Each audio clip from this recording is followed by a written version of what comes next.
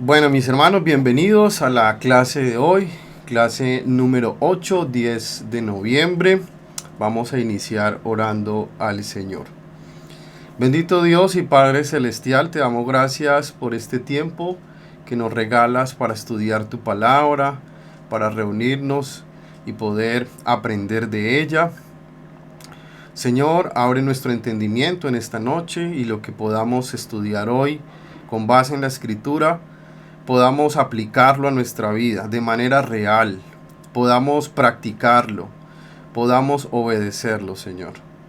Porque queremos ser verdaderos adoradores en espíritu y en verdad, de acuerdo a lo que tú pides de nosotros, de acuerdo a tus mandamientos, a tus preceptos, a tus principios revelados en la Sagrada Escritura, de acuerdo a tu voluntad, a tu pensamiento, a lo que tú has determinado.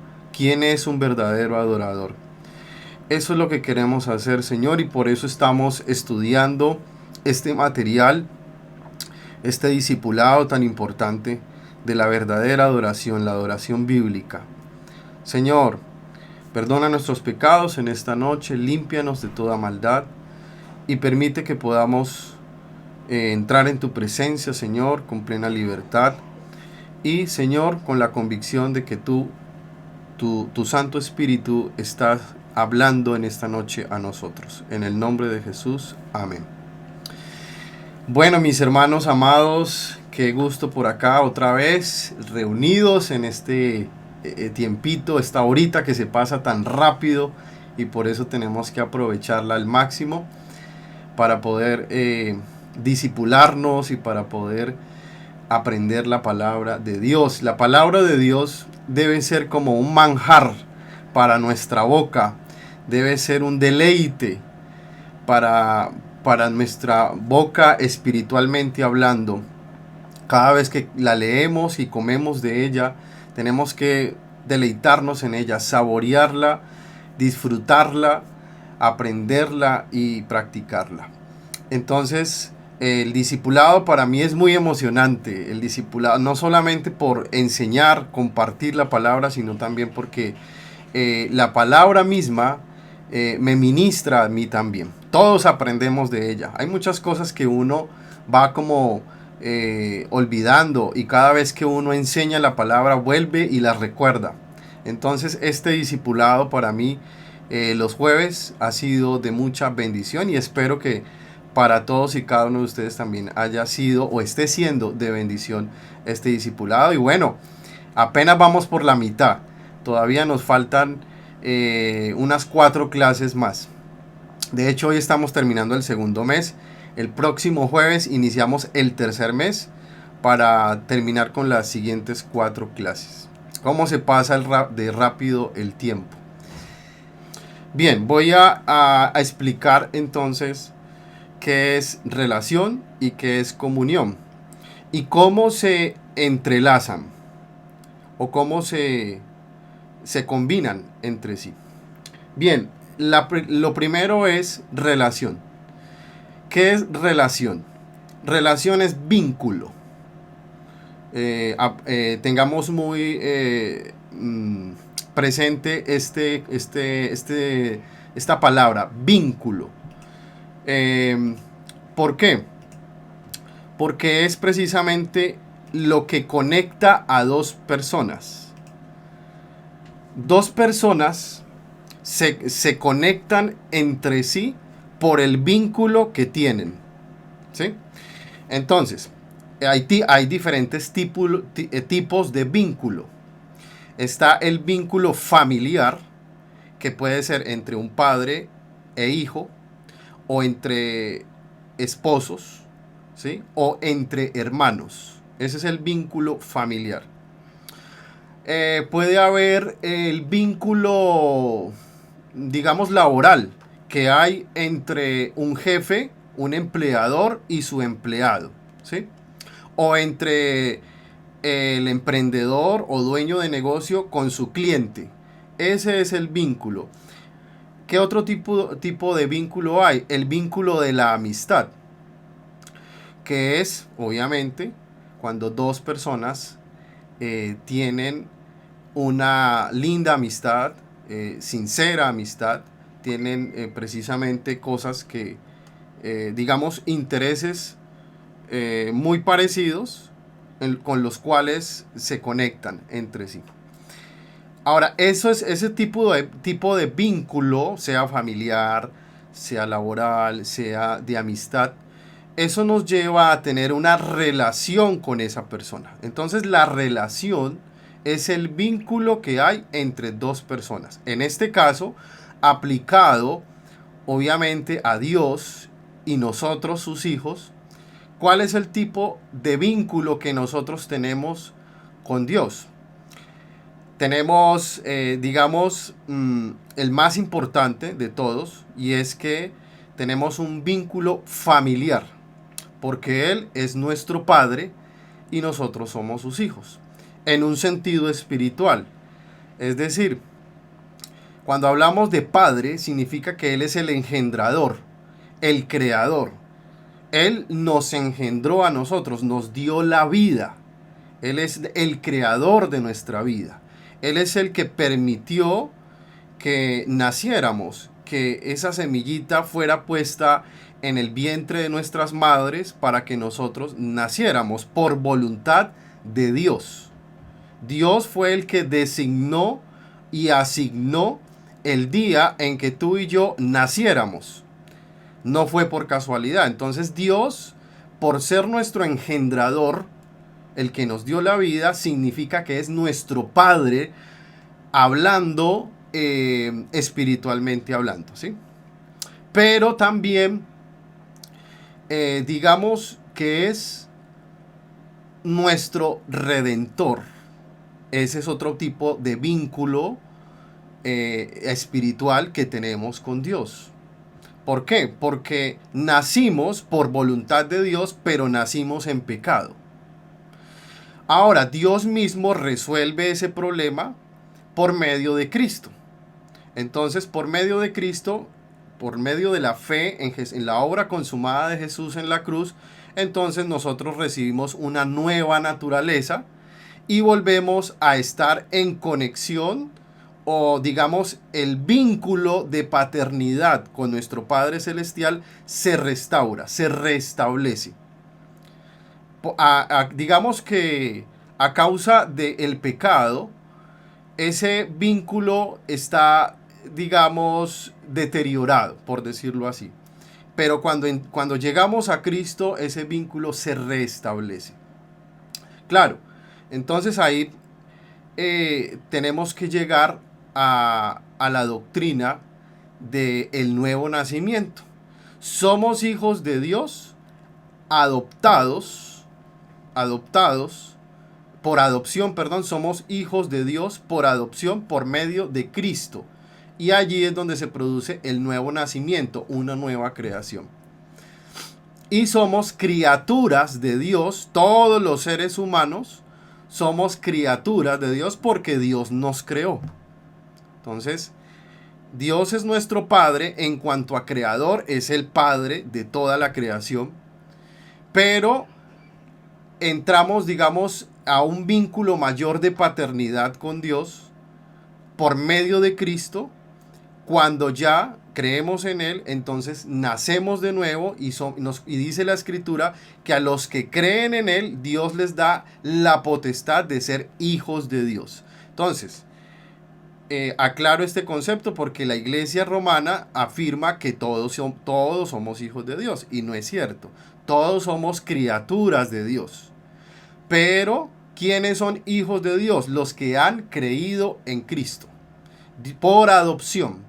Entonces, a partir de allí establecemos que nuestro vínculo con Dios por medio de Cristo es un vínculo de padre a hijo. Y es un vínculo familiar, un vínculo de paternidad. Eso es la relación que tenemos con Dios. Muy bien. Ahora, la relación de paternidad, que es muy diferente a la relación o vínculo laboral o de amistad, la diferencia es que la relación de paternidad no se puede romper por genética. Es decir, para los que son papás aquí, que tienen hijos, así usted niegue un hijo, ese hijo será hijo suyo toda la vida simplemente porque la genética lo afirma. Así usted diga que no es hijo suyo, o así usted lo quiera rechazar, o así usted no quiera tener precisamente comunión con ese hijo que ya voy a explicar, que ya con eso ustedes empiezan a deducir lo que es comunión. Entonces la relación de paternidad es permanente, es vitalicia, es para siempre. Ese tipo de relación con Dios, por lo tanto, no se rompe, es para siempre. Por medio de Cristo, los que realmente han nacido de nuevo son hijos de Dios para siempre. Por eso su salvación es segura, es permanente y es eterna.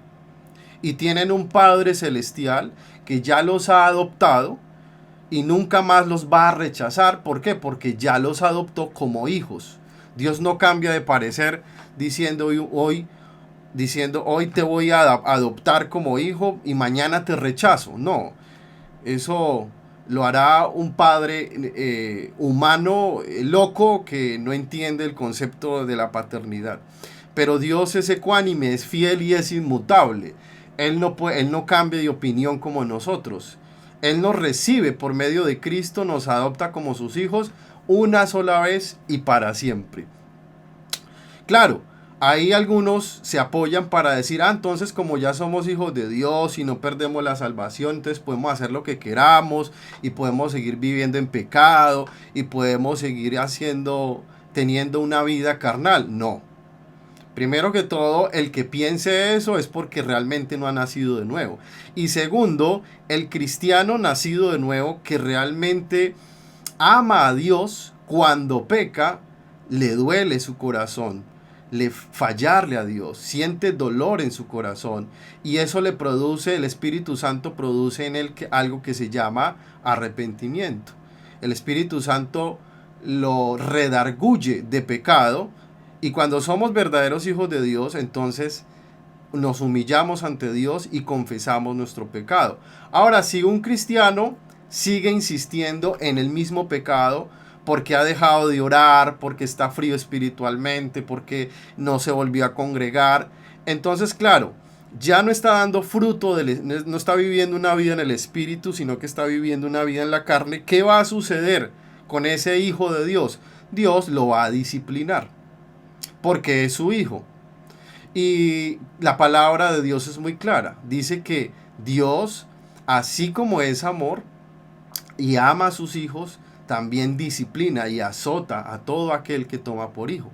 Entonces, claro, la salvación es segura, perfecta, eterna, completa, pero no podemos tomar eso a la ligera diciendo, no, entonces ya vivamos como queramos. No, ojo con eso, porque puede ser disciplinada esa persona fuertemente, llevarla hasta un punto de sufrimiento y de dolor hasta que reconozca su pecado, se arrepienta y cambie de dirección. Ahora, hay un punto extremo que Dios puede llegar a utilizar si la persona no quiere cambiar y es un hijo de Dios, y es que lo puede cortar. Le quita la vida para que se salve su alma.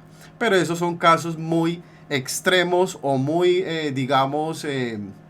excepcionales. Nunca la excepción está sobre la norma. Siempre la norma está sobre la excepción. Muy bien, ahí me salió un poquito del tema, pero quería como añadir eso. Entonces, relación con Dios tiene que ver con el vínculo de paternidad que tenemos con eso, con Dios, perdón, que tenemos con Dios, como Padre, como Él, nuestro Padre, y nosotros como sus hijos. Eso siempre será igual. Ahora, ¿qué es comunión? Comunión, así como lo dijeron ustedes muy acertadamente, es, digamos, otro nivel de esa relación que tenemos con Dios, otro nivel donde entramos ya a intimar. Esa es la palabra. Así como vínculo es la palabra clave para entender el concepto de relación, la palabra clave para entender el concepto de comunión es intimidad. Bien, pongamos el ejemplo de dos amigos, o vayamos más allá, ¿no? Una pareja que se gusta y que empiezan en un proceso de amistad para posiblemente llegar a un cortejo, a un noviazgo y después hasta el matrimonio posiblemente. ¿Qué tienen que hacer esas dos personas para ir subiendo el nivel de comunión o el nivel de intimidad? Pasar tiempo juntos, intimar. ¿Y qué significa intimar? Hablar, conocerse y escucharse. Pasar tiempo. ¿Cómo conoce uno a otra persona? Pasando tiempo con esa persona.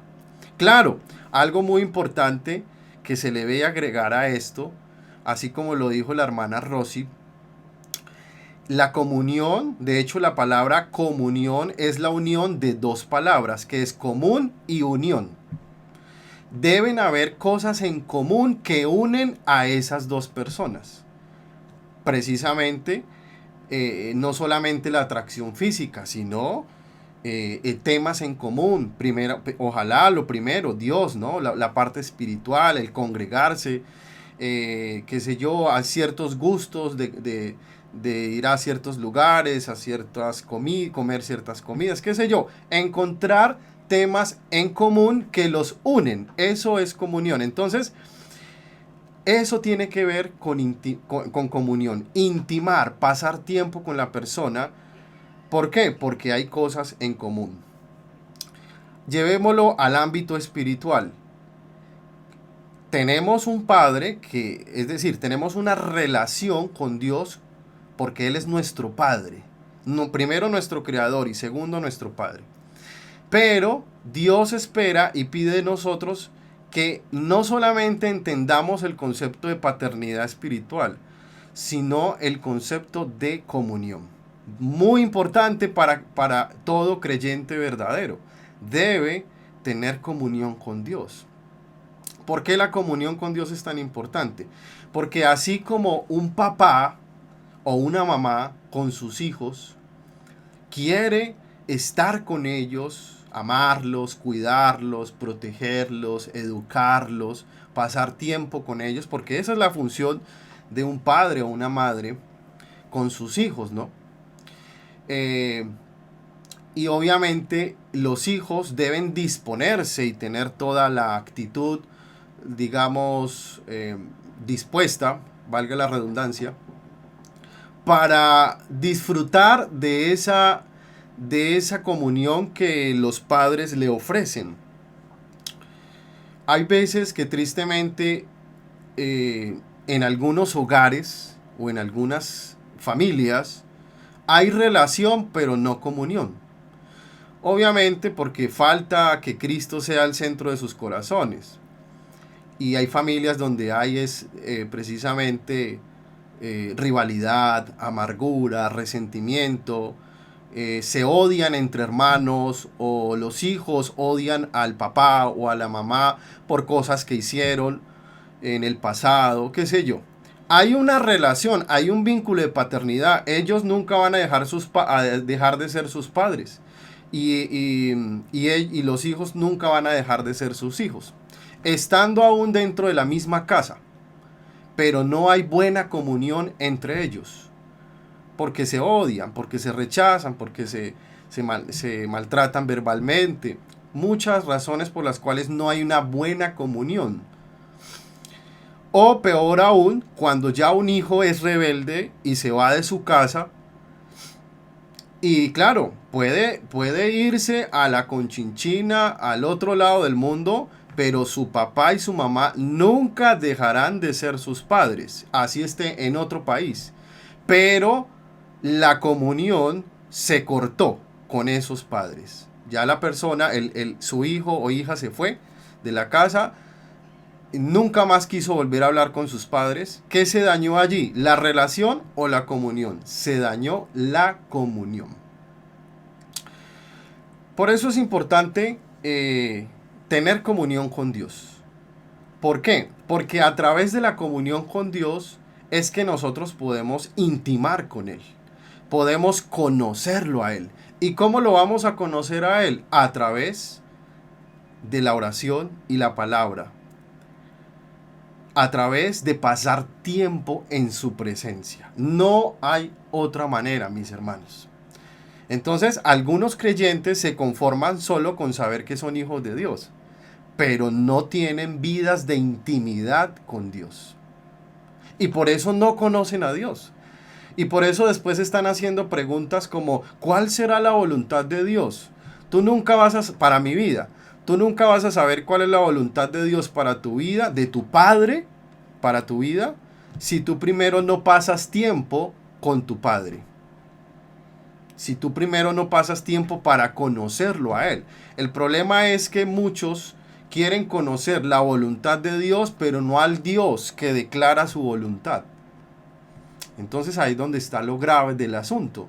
Cuando tú aprendes a tener comunión, intimidad con Dios y pasar tiempo con Dios, tú vas a comprender muchas cosas. El Espíritu Santo va a abrir tu entendimiento y vas a entender la voluntad de Dios para tu vida. Pero no vas a lograr nada si lo haces al revés, si lo haces al contrario.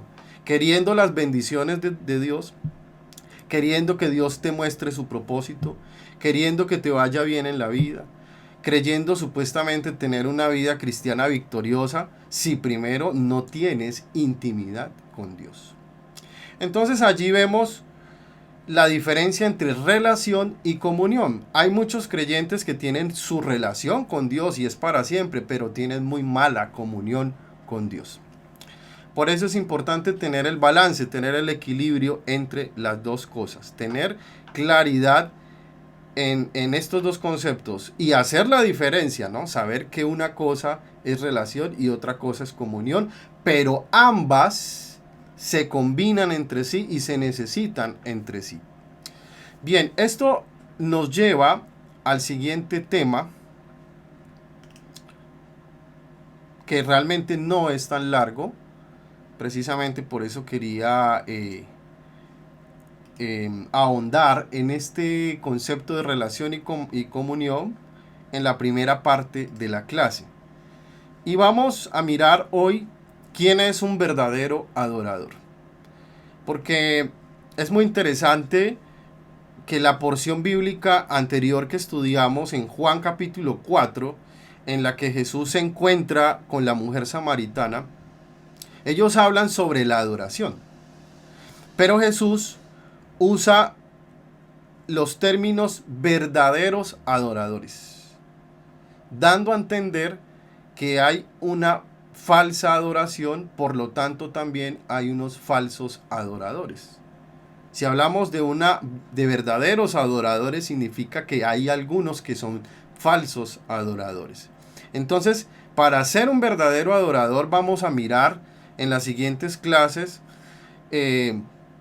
4 aspectos vitales que nos van a identificar como verdaderos adoradores. Y precisamente el primero de ellos es comunión con Dios o intimidad con Dios, ¿sí? El segundo que vamos a mirar es la mentalidad del adorador. Tercero, su carácter. Y cuarto, sus actos de adoración. Estos son los temas, los 4 temas que vamos a desarrollar en las siguientes clases. Y hoy vamos a mirar el primer punto. Su intimidad con Dios. Vamos a hablar de lo que significa, o más bien, ya ustedes saben lo que significa tener intimidad o comunión con Dios. Ahora vamos a mirar cómo logramos tener esa intimidad con Dios para ser verdaderos adoradores. Y vamos a la escritura. En Mateo capítulo 6, versículos 5 al 6. Dice: y cuando ores, no seas como los hipócritas, porque ellos aman el orar en pie en las sinagogas y en las esquinas de las calles, para ser vistos de los hombres. De cierto os digo que ya tienen su recompensa. Mas tú, cuando ores, entra en tu aposento y cerrada la puerta, ora a tu Padre que está en secreto, y tu Padre que ve en lo secreto te recompensará en público. Amén. Bien, vamos a desarrollar esta porción bíblica de la siguiente manera. Primero, la afirmación para ser vistos. Vamos a desarrollar esto. Para ser vistos. Perdón. para ser vistos, no. Antes de este, no seas como los hipócritas. Este es el primero, perdón. Cuando dice la escritura, cuando ores, no seas como los hipócritas. Ojo con esta afirmación.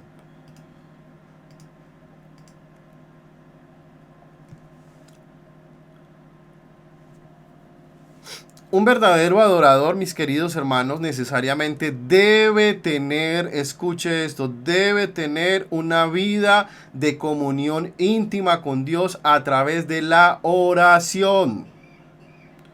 Algunos quieren ser verdaderos adoradores sin ser verdaderos oradores. Personas que oran intensamente y buscan a Dios intensamente todos los días por medio de la oración. Entonces, lo primero que debemos tener claro es que para tener intimidad con Dios, tener comunión con Dios, tenemos que practicar la oración. Y ustedes saben cuál es la definición más sencilla y práctica de la oración, y es hablar con Dios. No se trata de un rezo y de repetir un montón de cosas a la ligera y de manera mecánica, no. Se trata de hablar con Él, desbordar nuestro corazón en su presencia, y la oración, si vamos a darle, digamos, un orden práctico a los pasos que debemos tener en la oración, podrían ser 4, aunque pueden ser más, pero podrían ser 4.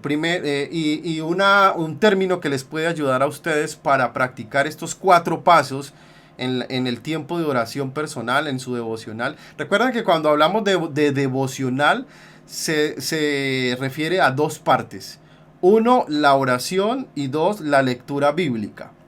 Pero cuando ya hablamos de oración, entonces lo pueden dividir en 4 pasos. Con la palabra casa,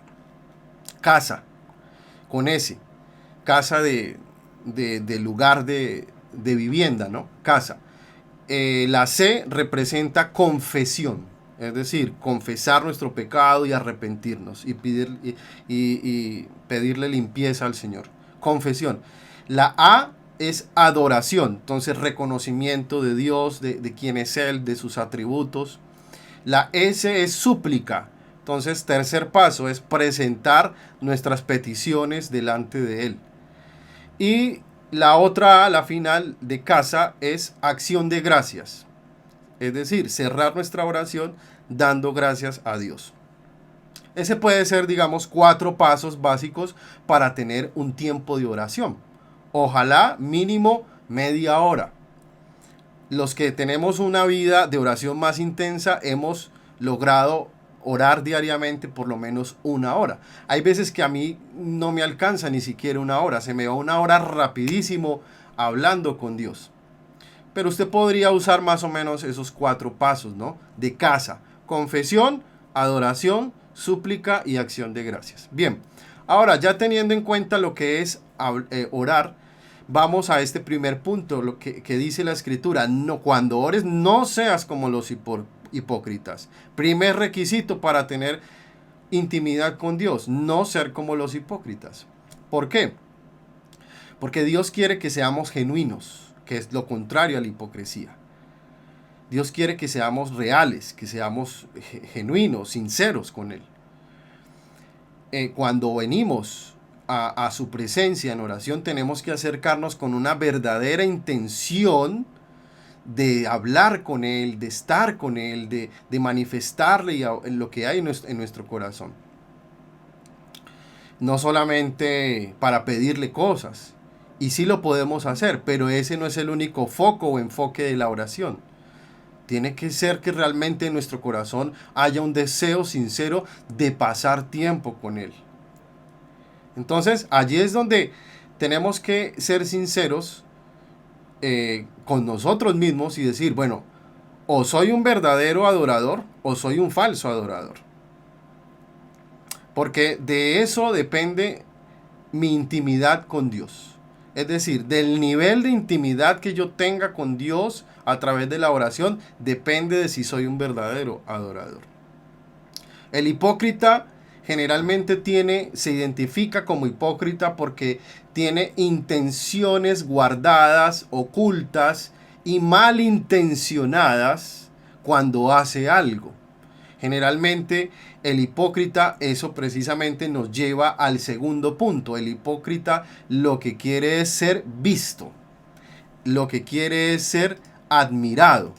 Cuando dice allí, no seas como los hipócritas, porque ellos aman el orar en pie en las sinagogas, en las esquinas de las calles, para ser vistos de los hombres. Eso es lo que ellos buscan, eso es lo que quiere un hipócrita. Entonces, ¿cuál es la intención real de nuestro corazón cuando nosotros oramos a Dios?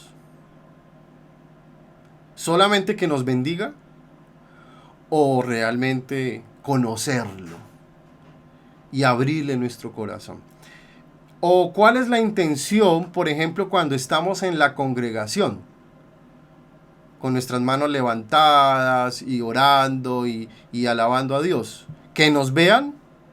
¿Que nos reconozcan? ¿Que nos admiren? ¿Que nos digan, uy, esa hermana fulanita o ese hermano fulanito, cómo ora de lindo, cómo canta de hermoso, uy, no, qué espiritual, qué consagrado? ¿Esa es realmente la intención, que nos admiren? ¿O realmente lo que nos interesa es tener intimidad con Dios en lo secreto de su presencia, cuando nadie nos ve? Claro, es que estar en la iglesia delante de toda la gente, cantando, levantando las manos y orando, es muy fácil, porque estamos bajo la presión de la mirada de los demás. Pero realmente estar en comunión con Dios en lo secreto de su presencia cuando nadie te ve, eso es otra cosa. Ahí es donde realmente mostramos lo que somos. Después dice la escritura, mas tú, es decir, el llamado de Dios es singular. Es decir, es para ti, es para mí y es para todos los que creemos en Él y le servimos. Y es una relación personal, es una comunión personal. Hermano, déjame decirte esto, nadie lo hará por ti. Nadie lo hará por ti. Es una decisión y es una iniciativa que yo mismo debo tomar en mi vida de forma individual. Nadie lo va a hacer por mí. La responsabilidad de tener intimidad con Dios es de cada uno de nosotros, sin excepción, sin importar la edad, sin importar la trayectoria. Aquí no tiene nada que ver si la persona es nueva, recién llegada a la iglesia, o es el pastor de la iglesia. Todos necesitamos tener intimidad con Dios por medio de la oración. Aquí no importa el cargo o la función de servicio que desarrollemos en la obra de Dios. Cada uno de nosotros, hermanos, dará cuenta delante de Dios y sabremos si realmente practicamos una verdadera intimidad con Dios. Entonces estamos llamados, tenemos un llamado de Dios personal para cada uno de nosotros y estamos llamados a ¿qué? A marcar la diferencia, porque mire lo que dice aquí la escritura más adelante. Mas tú, marca la diferencia, es decir, tú tienes que ser diferente, tienes que ser genuino. Así lastimosamente otros no lo hagan, pero tú sí lo vas a hacer. Y solo Dios y cada uno de nosotros en su interior sabe si es genuino, si realmente practica una vida de oración y una vida de comunión permanente con el Señor. Después dice la escritura, mas tú, ¿qué? ¿Qué dice la escritura? Dice, cuando ores, entra en tu aposento. Esa afirmación es muy importante. La primera instrucción que el Señor nos da es que entrar. Es decir, tomar la iniciativa. Eres tú, soy yo los que tenemos que tomar la iniciativa. Dios no lo va a hacer. Dios está esperando. pero somos tú y yo los que tenemos que programarnos, agendarnos, establecer horarios, ser disciplinados, decir, bueno, mañana yo entro a las 8 de la mañana a trabajar, el trayecto de aquí de mi casa al trabajo es media hora o una hora, supongamos que yo tenga que salir a las 7, me demoro una hora o media hora en arreglarme, bañarme, desayunar, entonces listo, 6:30, bueno, entonces ahora a qué horas me tengo que levantar para tener por lo menos media hora de oración a las 6 de la mañana. Entonces es programarse con anticipación. Yo, por la gracia de Dios, he aprendido a ser disciplinado en mi vida de oración y ese ha sido el secreto, mis hermanos, como dice la escritura aquí, que Dios ve en lo secreto.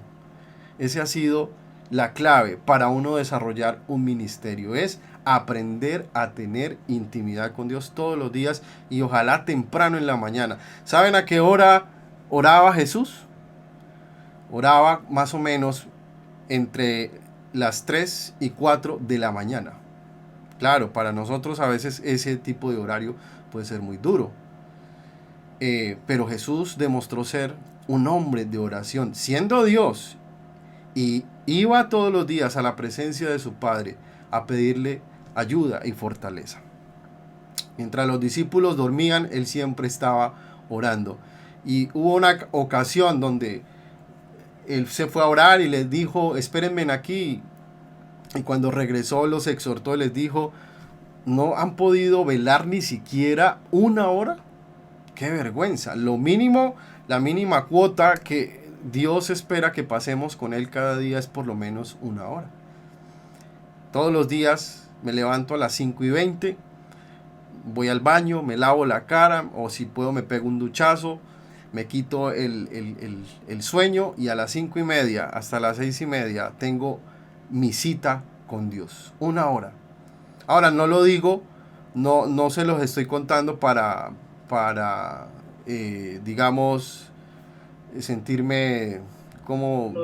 Eso, para gloriarme. Gracias, hermano. Lo digo porque precisamente este es el tema, ¿no? Y estoy poniéndoles el ejemplo. Porque uno no puede enseñar algo que no practica. Si uno no es ejemplo, entonces uno no tiene autoridad para enseñar esto. Entonces tenemos que programarnos, agendarnos, establecer horarios, ser disciplinados. Que la oración, la intimidad con Dios en nuestro aposento, allí en tu cuarto, en tu habitación o en un estudio aparte, o si es necesario en el baño, donde sea, pero ten ese tiempo con Dios. Tiene que convertirse en una necesidad primaria para ti, como el aire que respiras, como oxígeno espiritual antes de salir a hacer tus actividades. Tiene que volverse en un hábito positivo, constante. A veces los hábitos, adquirir los hábitos, ciertos hábitos positivos son difíciles de adquirir, pero lastimosamente adquirir hábitos negativos son muy fáciles de adquirir. Por ejemplo, el levantarse tarde y el dormir demasiado es un mal hábito, muy negativo, que nos está quitando tiempo de vida, tiempo de productividad y tiempo de intimidad con Dios. Entonces, allí la palabra nos indica que sea en nuestro aposento, es decir, en un lugar donde podamos estar tranquilos, con paz, sobre todo en silencio, sin distracciones. Allí no puede estar el televisor prendido, ni el celular prendido, todo tiene que estar en silencio, que nada te distraiga para tú poder entrar en la presencia del Señor con plena concentración. Después dice... La escritura dice, cerrada la puerta. Entra en tu aposento y cerrada la puerta. Es la segunda instrucción que el Señor nos da y es cerrar la puerta. ¿Qué significa cerrar la puerta? Es generar un espacio donde podamos estar a solas con Dios, donde podamos hablar con Él, desbordar nuestro corazón en su presencia. Un lugar donde nadie más puede estar. Eso es cerrar la puerta. Es decir, donde nadie te ve. Un lugar donde tú necesitas que nadie te vea.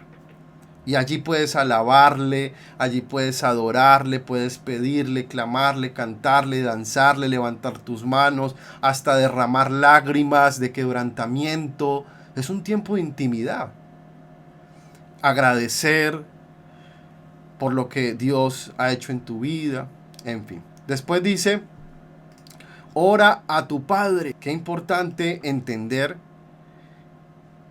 que para desarrollar intimidad con Dios es indispensable que nos acerquemos a Él viéndolo y reconociéndolo como nuestro papá, nuestro Padre Celestial.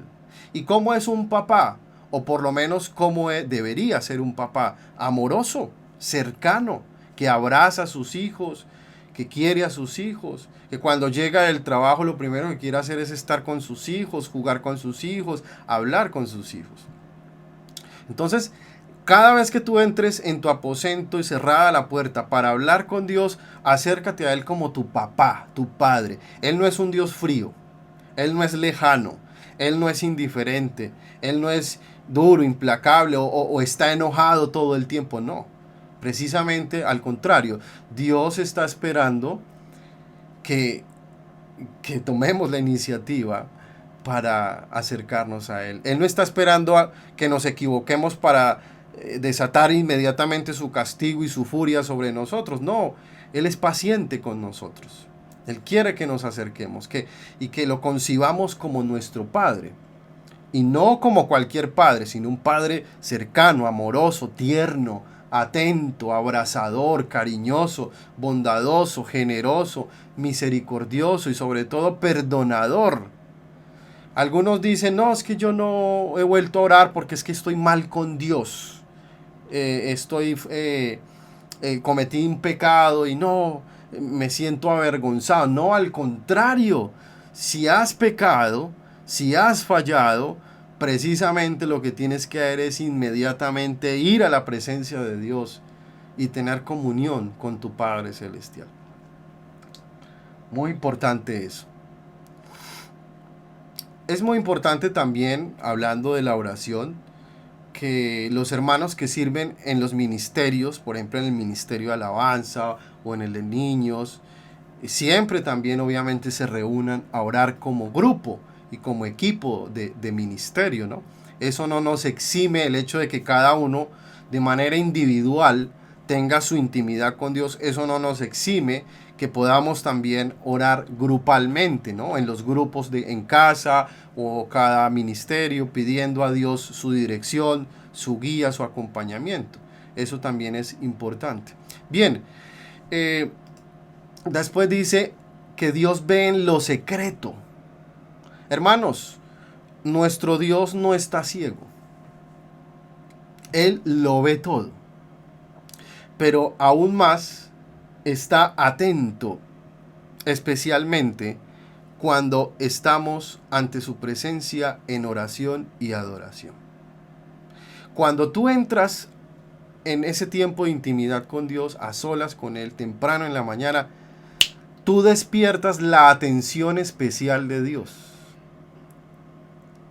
Es decir, Dios todo el tiempo nos está viendo, claro que sí, nuestra vida está expuesta y completamente desnuda a los ojos de Dios las 24 horas. Pero cuando tú entras en un tiempo de intimidad con Él, Él inmediatamente te pone una atención especial. Cuando Él ve que tú quieres estar a solas con Él. Ese es el momento más especial para Dios. Cuando tú compartes ese tiempo a solas con Dios, en intimidad. A Dios le encanta ese tiempo. Él ve en lo secreto. Cuando nadie más te está viendo. Solo tú y Él. Los dos solitos. ¿Por qué es importante entender también que hay que orar en lo secreto? Porque Dios también nos recompensa en público. Definitivamente cuando uno se preocupa realmente por tener una vida de intimidad con Dios, Dios premia y bendice a los que oran de manera secreta. Él los premia, Él los bendice de maneras que no imaginamos. ¿Y cómo lo hace Dios? Él bendice a los que le buscan en secreto de una forma muy especial. Los bendice de tal manera que las personas que les rodean, es decir, en su casa, en su familia, en el trabajo, en la iglesia, donde sea, se den cuenta que esta persona es una persona que está teniendo tiempo con Dios. Huele a Dios, huele a Cristo, huele a que es una persona que conoce la palabra de Dios y que conoce a Dios y que pasa tiempo en su presencia. Eso se siente en el ambiente, eso se siente, se percibe cuando tú hablas con ese tipo de persona. Y por el contrario, también se percibe cuando es una persona que es fría y que no ora y que no tiene intimidad con Dios. Así diga que es cristiano. Eso uno lo percibe. Yo no sé si se le pueda llamar energía o qué sé yo, pero es algo espiritual que tú sientes con otra persona cuando tú la ves, cuando tú te acercas a ella y cuando tú la escuchas hablar. Hay personas que han impactado mi vida tremendamente, pastores, siervos de Dios, no pastores, es decir, cristianos, digamos, asistentes a la iglesia, pero que uno habla con ellos y uno siente, hermano, la presencia de Dios en sus vidas de una manera especial. Entonces, Dios recompensa en público y Dios te va a bendecir a ti, de tal forma que todos vean que tú eres un hombre o una mujer de oración y de intimidad con Dios. Muy bien, mis amados hermanos, entonces allí hemos visto estos 8 puntos que son: primero, no seas como los hipócritas, es decir, tienes que ser sincero. Segundo, tu motivación no es para que te vean. Tercero, más tú, es decir, estás llamado a marcar la diferencia. Tú tienes que ser diferente. Tercero, entra en tu aposento, toma la iniciativa allí en tu lugar de intimidad con Dios. Cierra la puerta, no permitas que nada te distraiga ni que nadie entre. Ora a tu Padre, habla con tu Padre Celestial, acércate a Él, siéntelo como tu papá, que es tu proveedor, tu protector, tu ayudador, tu sanador. Él ve en lo secreto, a Él le encanta que tú le busques en lo secreto de su presencia. ¿Por qué? Porque sabes que al final, ¿qué va a pasar? Dice, se me bloqueó, que Él te va a recompensar en público. Él te va a bendecir de muchas maneras. Y todos se darán cuenta de que tú eres un verdadero adorador porque tienes intimidad con Dios. Bien, mis hermanos, vamos a orar en esta noche y vamos a darle gracias a Dios por este tema tan hermoso, aunque digamos que es un tema básico que todo creyente debería conocer, pero es un tema que es el fundamento de nuestra relación y comunión con Dios. Bendito Dios y Padre Celestial, en esta noche te damos gracias por tu palabra, por esta porción bíblica de Mateo. Cuando tú enseñaste a tus discípulos a orar, cuando tú les dijiste cómo debían hacerlo, y no como los hipócritas, que quieren ser admirados y quieren ser vistos, sino en lo secreto, en la intimidad de nuestra habitación, todos los días, temprano en la mañana, para hablar contigo y para escucharte hablar también a través de tu palabra, Señor. Queremos ser verdaderos adoradores en espíritu y en verdad, y para esto necesitamos tener intimidad contigo. Sabemos que tenemos una relación de paternidad contigo. Eres nuestro Padre. Esa relación nunca se acabará, siempre permanecerá, porque tú eres fiel, porque tú no cambias, porque tú eres inmutable. Así nosotros muchas veces fallemos y nos equivoquemos, pero tú siempre serás nuestro Padre. Sin embargo, hoy hemos entendido la diferencia entre relación y comunión, y sabemos que tener comunión contigo es tener intimidad. Y para tener intimidad contigo, tenemos que practicar una vida de oración constante.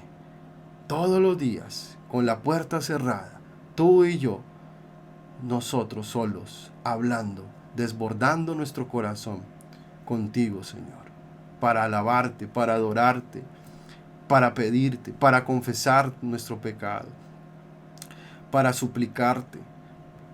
Tantas cosas que podemos experimentar en el tiempo de oración y devocional personal. Ayúdanos a convertirnos en hombres y mujeres de oración para que podamos tener intimidad, comunión contigo, Señor.